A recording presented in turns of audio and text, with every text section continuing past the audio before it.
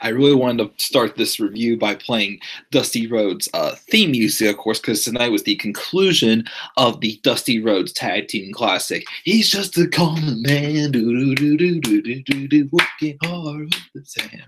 Of course, but I didn't want to blast it because my parents already went to bed, and I didn't want to, blast music in here and wake them up or anything. Usually they don't hear me, but I still want to be courteous. But guys, what is going on? This is the Club of the Man 1993 coming at you live for my live review of NXT. The March 27th, 2019 edition of NXT is always plays at Full Sail University, the second to last episode of NXT before NXT TakeOver New York taking place next Friday, live from the Barclays Center at 7 o'clock Eastern Time. What's going on, Mark? He enjoyed that final match. Oh, boy, did I too. That was quite an ending to this show. That went an hour and 6 minutes, I believe. Went a little over an hour this week, but hey, it's NXT. I don't mind at all. So again, next NXT TakeOver New York is live next week. We have 5 confirmed matches now, of course. Still begging for a 6. I really wanted to see Keith Lee and Dominic Dijakovic have a rematch. I think it was supposed to happen last week, but because of the whole stuff with Tommaso Ciampa, it got scrapped. But maybe we'll see it. If not, just either do this just on the Fallout show / Takeover pre-show. I think maybe whatever heck you want to call it, because if they do it, I will review that NXT because I want to see that match so freaking bad. Who knows? Maybe I'll do live reactions before they do that. But, of course, can't do live reactions. So I'll be watching NXT from my friend's house on next Friday before I leave for New York. But anyways, though, without that being said, even though I still want that Keith Lee and Dominic Dijakovic rematch, this was another excellent show. Like, most of the NXT episodes I've been given this lead at TakeOver New York, I've been given these reviews an A minus, just really hitting it on fire and just really getting me pumped up. And that's what wrestling should be doing. Raw makes me feel like crap. SmackDown's been good. Of course, last night's show, again, it had me keep a little mixed about some things I felt like I need to see more of, especially now also with how Twitter's gone on a raid apparently and really upset about how WWE has treated Asuka. Even the women's wrestlers feel the same way, because once again, who got the opportunity against Charlotte, but I'm not here to talk about it. But SmackDown's still been good. NXT UK not too bad. Same with 205 Live. NXT though, again, it's the place to be. Man, I wish this was WrestleMania. Well, this takeover was the actual WrestleMania. I mean, give it WrestleMania 35. Still has some great matches planned. I'm looking forward to and excited for being in attendance live. But this takeover, I just wish I could have been there live. Again, I would have been there live if it did not get moved to Friday. If it was still Saturday, I would have been there live. But I'm still going to be able to watch it before I leave for New York Friday night. Because, man, this show was awesome. We had a great in-ring segment to start out the show. A couple of matches. One of the matches had something, I just lost it. I mean, as in laughing, I just cracked up so hard. When this guy person who gets to the main roster, which will probably be sometime this year, I'm starting to think maybe not till maybe SummerSlam, but when this guy who you probably know what I'm talking about by now gets to the main roster, I hope to God, even though I've heard rumors he may be the next, Roman Reigns, but either way, I hope WWE at least, books this guy, as crazy as they are right now in NXT, because literally what he came up with tonight, I just cracked up. And, of course, we got a couple of debuts tonight in a tag team match. And, again, that main event might so far be my tag team match of the year or one of the candidates. It was an awesome, awesome tag team match, definitely for sure. And I cannot wait to talk about that. Mark also said, I hate to say it, but I think Vince did the right thing, taking the title off Asuka. Whoever would want that Fatal 4, it felt like the WrestleMania match would have been a squash match.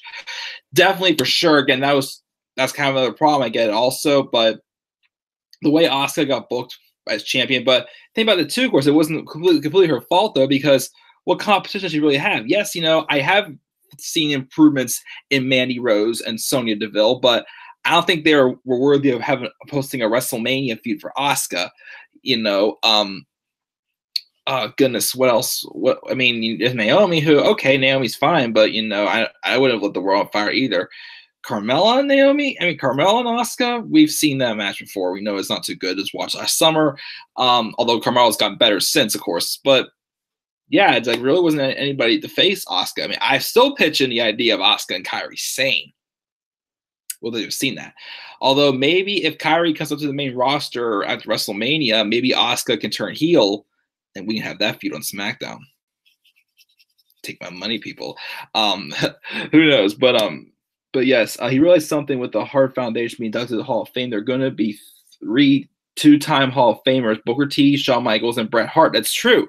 There'll be 3 two-time Hall of Famers being inducted to the Hall of Fame. Speaking of which, also, since I was revealed today, because I'm going to be going to WrestleMania Access on the day after WrestleMania, that Monday. The people that I may have a chance to meet are going to be for sure Carmella, R-Truth, Shinsuke Nakamura, Harlem Heat, Lita, Samoa Joe, the Iconics, Mandy Rose.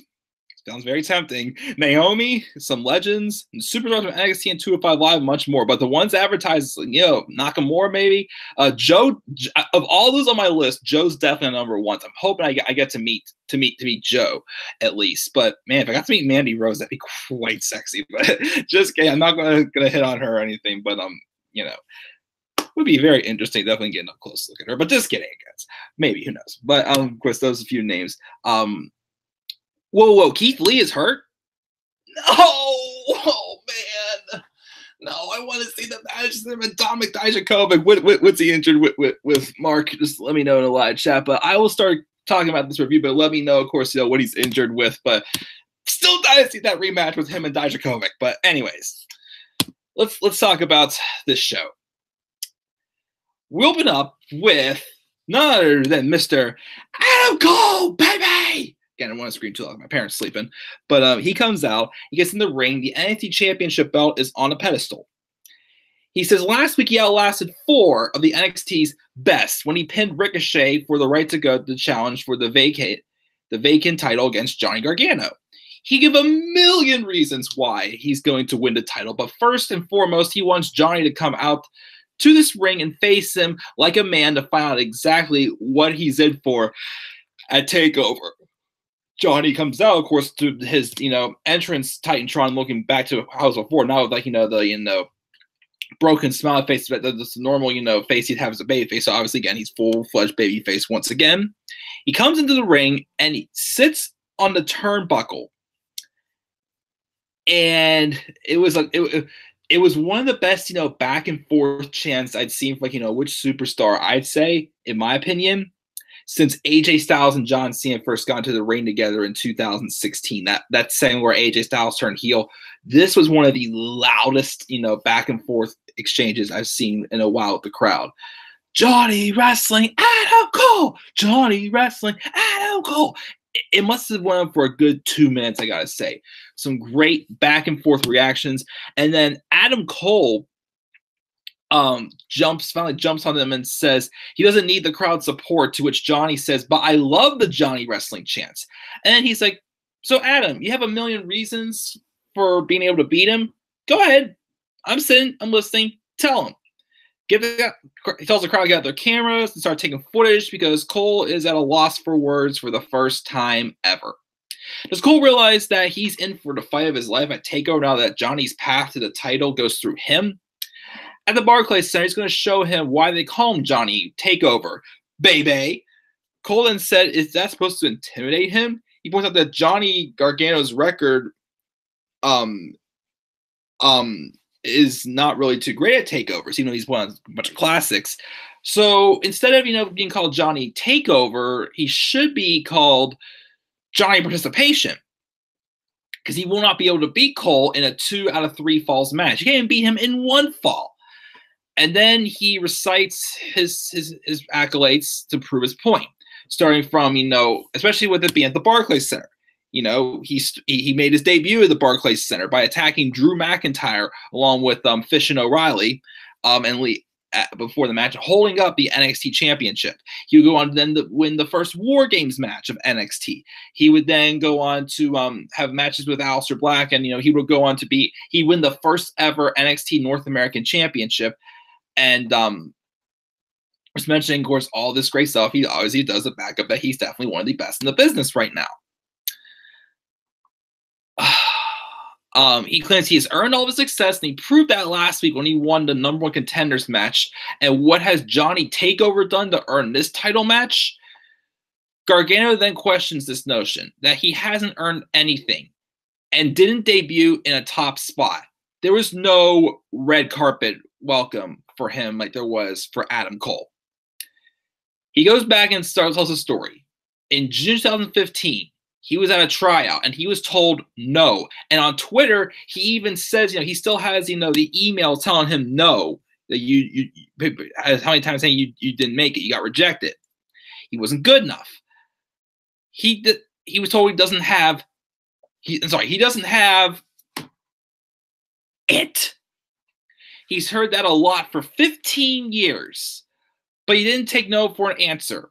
He fought for one chance, which came in the first ever Dusty Rhodes Tag Team Classic, where he was thrown in a makeshift tag team with a guy he barely knew named Tommaso Ciampa. There were two unsigned indie guys basically told to go out there and, show us what you got. They fought for their lives. They thought they were done and they left. No contracts and no promise for the future.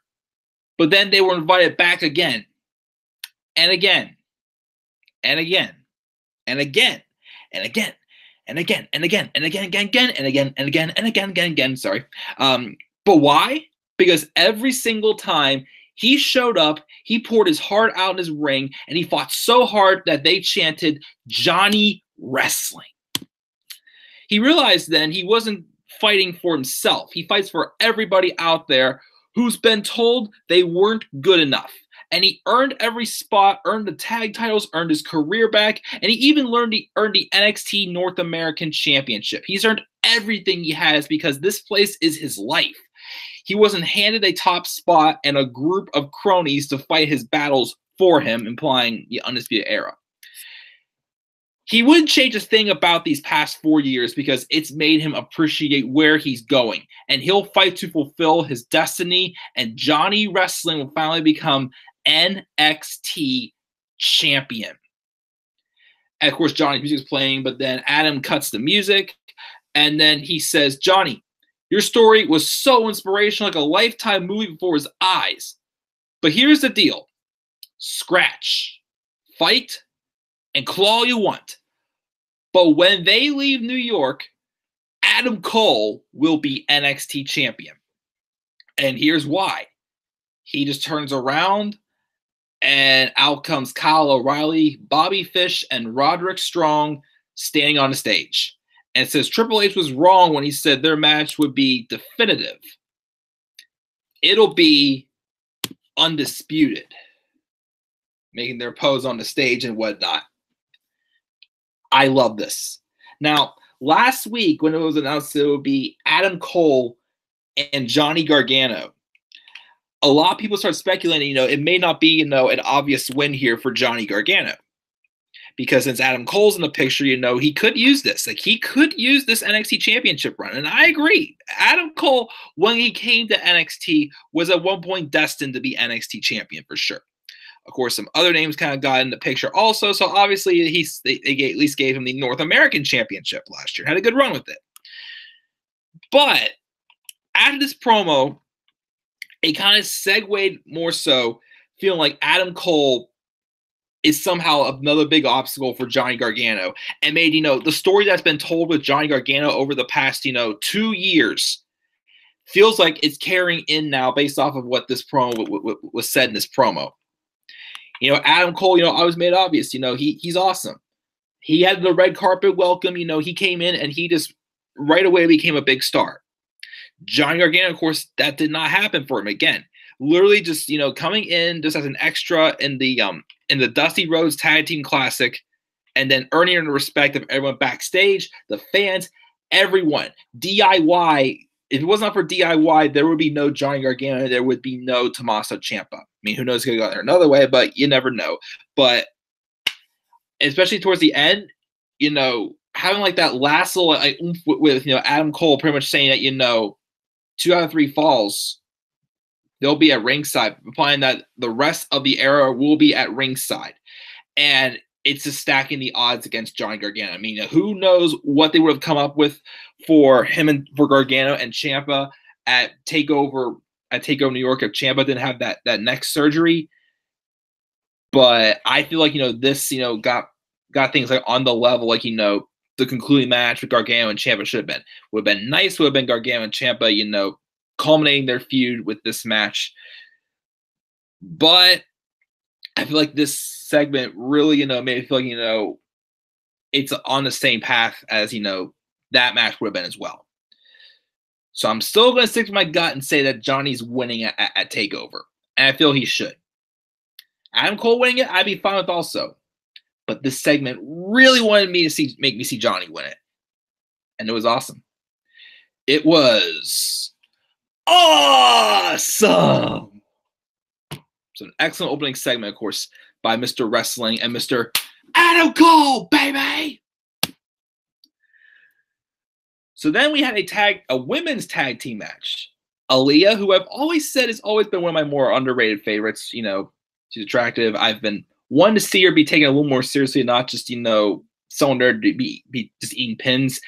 And this team with her and Vanessa Bourne is really digging me right now. I'm really liking what they're doing with it. They took on the NXT debuts of Lacey Lane, who I was very impressed with in the Mae Young Classic, and another Mae Young Classic competitor who was actually also in this year's Women's Royal Rumble match and definitely had some good spots in the match. Ricochet's girlfriend, Casey Catanzaro, which she's such a little cutie, and you can't help but just love her when you see her wrestle. She climbed up, of course, the ring posts to get into the ring. Whenever she came in, just to show Spider-Man. When I was like, you can tell by her athleticism that her and Ricochet are just perfect for each other. But the match happens, and Lacey Lane was in pretty much almost all this match until which this match also did, continue to further establish, Aaliyah and Vanessa Bourne as a dominating unit. Obviously, besides the Sky Pirates, they want to be built as another serious contender to contend for the women's tag titles as well, because once again, as Bayley and Sasha said, they're defending those titles on all brands: Raw, SmackDown, NXT. There's no one 205 Live, and they haven't really established any tag teams on NXT UK, but that's cool with me. Those 3 brands using it, it's fine. If you want to do the other ones, cool, whatever. No, they're not going to have female cruiserweights because, you can't say there's a female cruiserweight, but, Anyways, but the match ended, though, when the Horsewoman, Shayna Baszler, Jessamine Duke, and Marina Shafir came out and interfered in the match. Obviously, Aaliyah and Vanessa Bourne wanted nothing to do with this. They got out of there, so they went in and they targeted Lacey Lane. Now, again, at this point, Casey Catanzaro had not been in the match yet, but then she started doing some of her great agility and whatnot, and some great offense on Shayna, which I thought was pretty cool. But then eventually the Queen of Spades got her to tap out to the pass out to the Karafuda clutch. Jessamine Duke and Marina Shafir tried to get involved again, but then they got kicked out. I don't know, guys. Again, those two still just don't look that dangerous yet to me. They still just look very sloppy in the ring. Just haven't caught on to it like, Shayna and Ronda have, which I'm still starting to feel they may be keeping. I'm still not sure. I still think, they would keep the title on Shayna. And I feel like, Shayna's going to at least stay probably till maybe like SummerSlam, maybe, to still be down there to help, Jessamine and Marina, sharpen things up. If not, though, because I did hear a rumor fairly recently that they may consider putting Marina Shafir as like the female member of the Undisputed Era, which might, also imply that Undisputed Era is not coming to the main roster yet either, which be a little surprised. I mean, unless they're going to have Adam Cole win the title like sometime further down the line also. I really thought Undisputed Era's time, on the main roster was now, but it may not happen either. I'm not sure, but I actually would be a little surprised they didn't come to the main roster. But Shayna Baszler, I'm starting to think maybe staying down there a little bit longer than expected, mainly because again of Jessamine Duke and Marina Shafir. But if the rumors have it that they may be putting Marina Shafir with the Undisputed Era, because in real life that's Roderick Strong's wife. In real life, that's Roderick Strong's wife. What a rhyme right there. Maybe, what's going to be with Jessamine Duke, though? I mean, maybe they'll both be part of Undisputed Era. I don't know. But, excuse me. We'll just have to wait and see, of course. As I'm really not sure. Again, that's what makes, TakeOver so great, because a lot of these matches I can't say are too predictable. In fact, well, the UK title match is somewhat predictable. We're probably going to see Walter win, but you never know. The tag titles, I think, is the most predictable match. I don't think War Raiders are dropping them to whichever team won their main event tonight. I don't see them dropping the titles, though. I really don't know. I mean, I'm going to still stick with Shayna retaining the championship, but at the same time, I'm not too sure. And then, we have shoot, where are we going with this? Then we had Velveteen Dream and Matt Riddle. I'm not sure who's going to win in that match either. And then, of course, the main event, I'm not 100% sure either. I still feel it should be Johnny, but I think they maybe feel Adam can win this too. So I really, once again, unpredictability. It is freaking awesome. And I loved it. Well, I love it, basically. But yeah, so we got that beat down. And afterwards, Shayna goes on the commentary desk and says this is going to keep happening if the champ continues to get disrespected, which she's pretty much upset she has to defend the championship in a fatal four-way. She stands on top of the desk and holds the championship up high in the air. Let's check the lodge. We're about halfway through this review. Let's see here.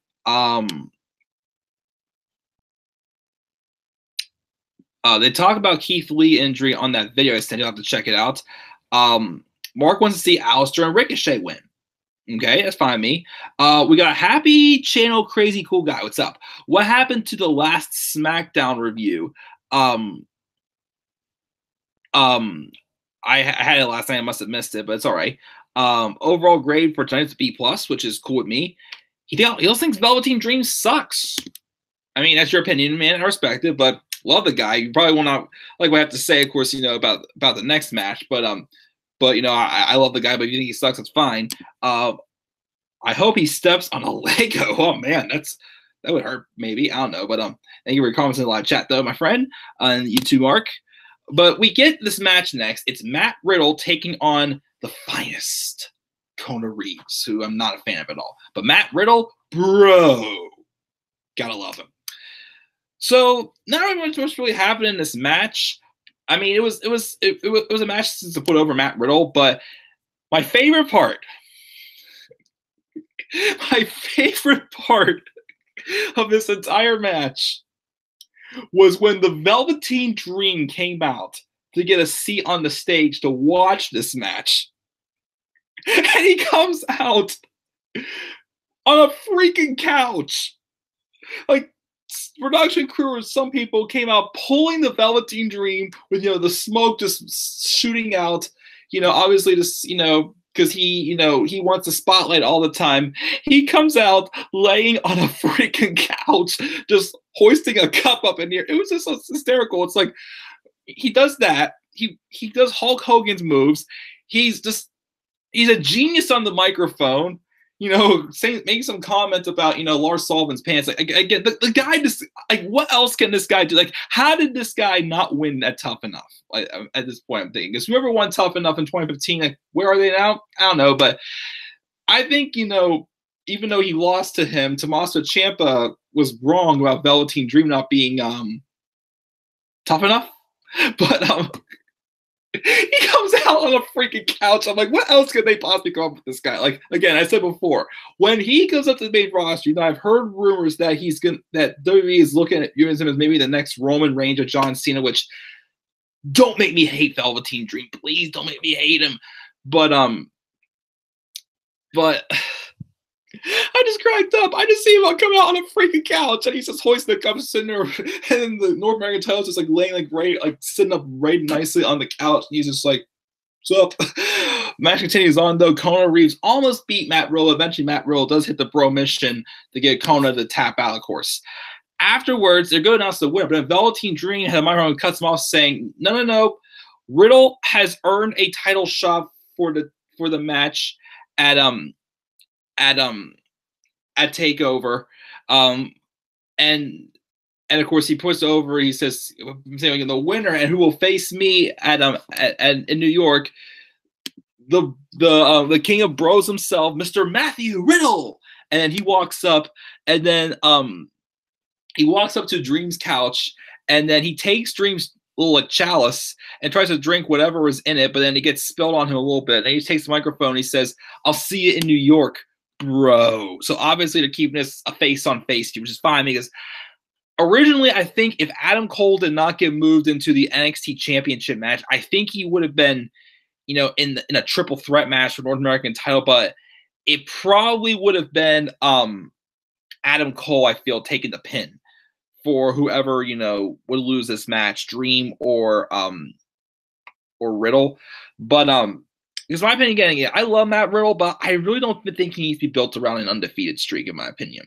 I mean, I think I just don't want to see, two North American champions,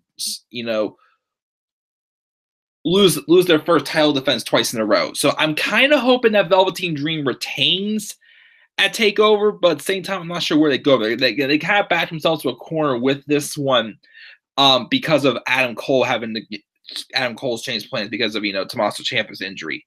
But we'll have to wait and see, of course, So that happens there. And once again, just Velveteen Dream on a freaking couch was just hilarious. I just cracked up, but no end.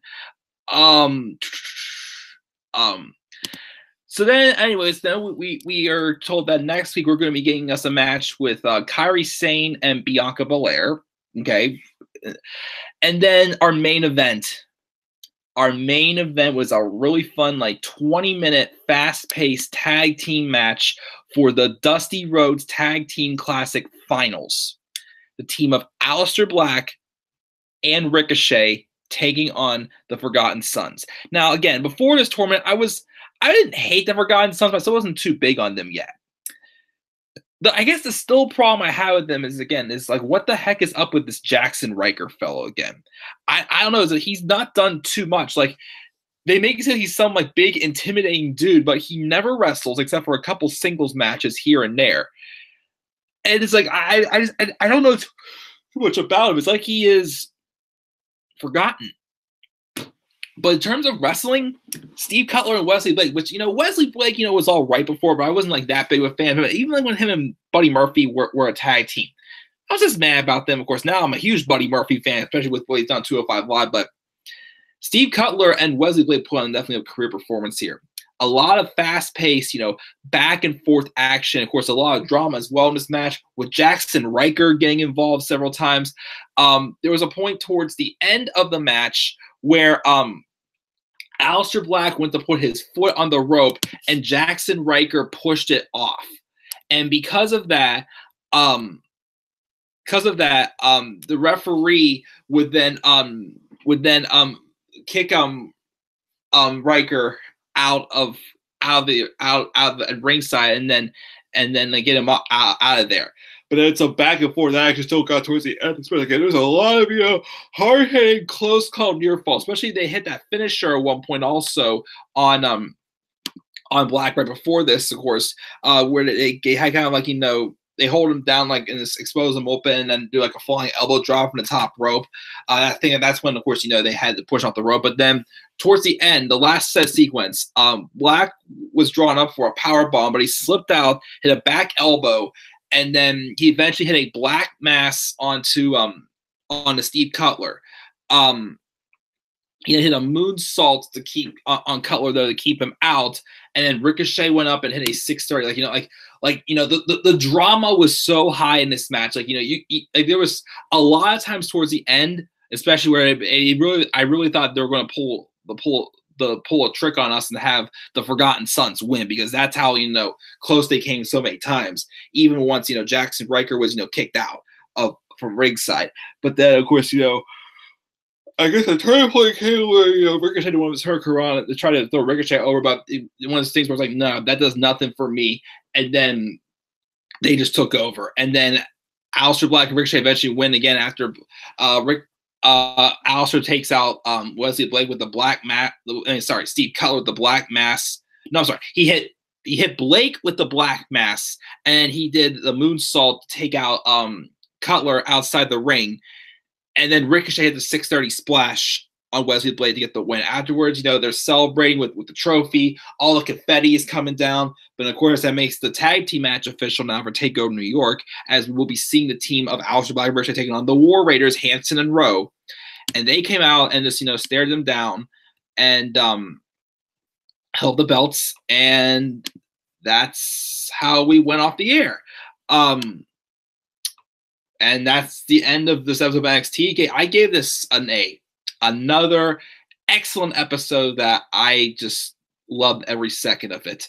Especially Velveteen Dream on a couch. I was cracking up. Like, okay, what else can this guy do? But let's see what we got here in the live chat before we check out here. Mark also gave NXT an A. He also says there was 3 brothers, John Johnson, Mark Johnson, Luke Johnson. One of them threw a rock out a window, and they left a note on the window that says Johnson, which Johnson, who threw it. That was so funny. He died laughing and literally fell off his couch for sure. What do you think? Who do you think will win? Aleister Black and Ricochet, or the current NXT Tag Team Champions? Can't remember for some reason. The War Raiders. I still think it's going to be the War Raiders. This is probably going to be Aleister. It's probably just a way just for, Aleister Black and Ricochet to have their swan song before going up to the main roster. I don't think, I had the thought that they could do, but I don't think they're going to repeat it 2 years in a row and have, the tag, someone turn on a tag team at this weekend's event again. I don't see Ricochet or Aleister Black turn on each other. I think they have a lot of momentum going up to the main roster for sure, and of course treat them as single stars. Or again, they'll probably give them a run with the Raw tag titles when they first come up to the main roster. Maybe, who knows? Well, permanently after WrestleMania, because it seems like when we do so with Aleister Black, getting like that little thank you speech he gave when I went to NXT Live a couple weeks ago.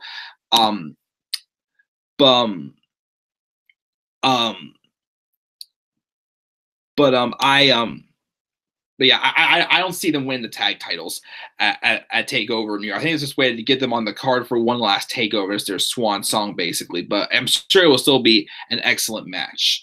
But that is pretty much it in the live chat, guys. Thank you, Mark, and happy channel Crazy Cool Guy for joining me in the live chat. I will be live sometime tomorrow. I'm going out to dinner with some family, my family tomorrow night, but I shouldn't be that late. But I will go live tomorrow, though, for my special live stream. The week's going to be a good one, probably going to be a long one, too, because one of my better topics to talk about. My top 10 best and worst WrestleMania matches of all time.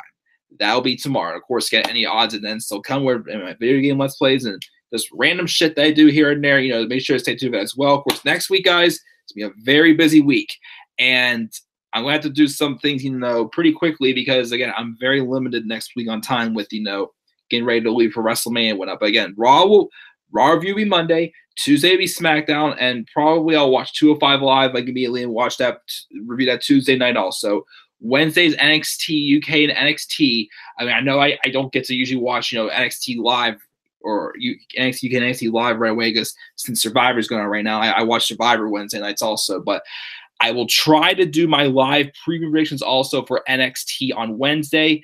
Then Thursday will be my live previews for WrestleMania, and then my special live stream. I gotta get this stuff done for sure by Thursday because Friday gotta get packed up.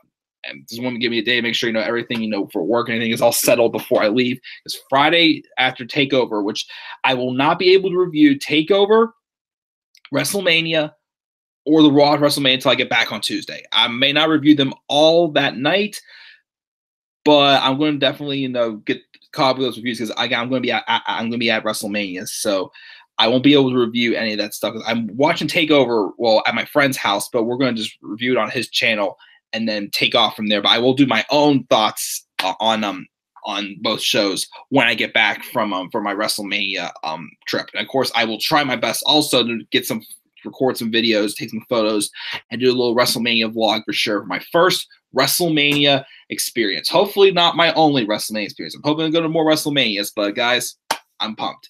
So once again, thank you to do the riddle. You saying, bro? Is that what you're asking me, my friend? If not, then you'll definitely catch me next time. Let me know exactly who it is. But I'll catch you all later, bros. So until then, guys. Well, first off, you guys, as always, A for NXT, guys. What were your thoughts on NXT this week as well? Leave your thoughts down in the comment section below. And be sure as always to click my like and subscribe to our content on my channel and follow me on Twitter as always at DemandAirBryan3. And that, guys, I am checking out. I will see you guys all later. Have a great night and peace out, everybody.